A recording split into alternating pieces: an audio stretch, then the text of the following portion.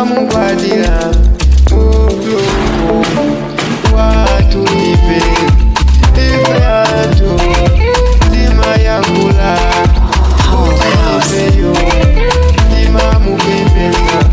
mulungu wathu ife anthu koma ifeyo chipembeleni chaka chatha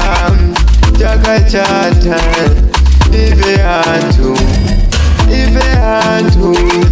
chipembeleni kale ife anthu sitimadziwa kuti ife tiwolakwisa kwa mulungu koma tiyeni tilape ife machimo kwa mulungu muziona inu tawe ino ikuyendela timayakula kuti ifeyo tiyasilamu koma ifeyo chipembeleni chaka chatha ifeyo koma simaziwa kuti ifeyo asilamu anatipanga kuti ifeyo tizipembela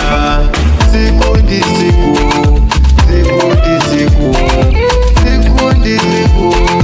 tizipembela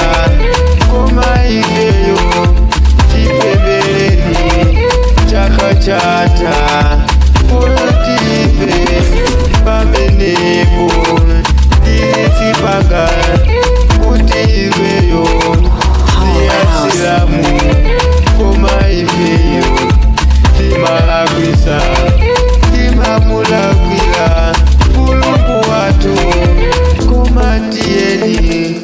tilape machimo kwa mulungu ifeyo ndiwolakwisa kwa mulungu.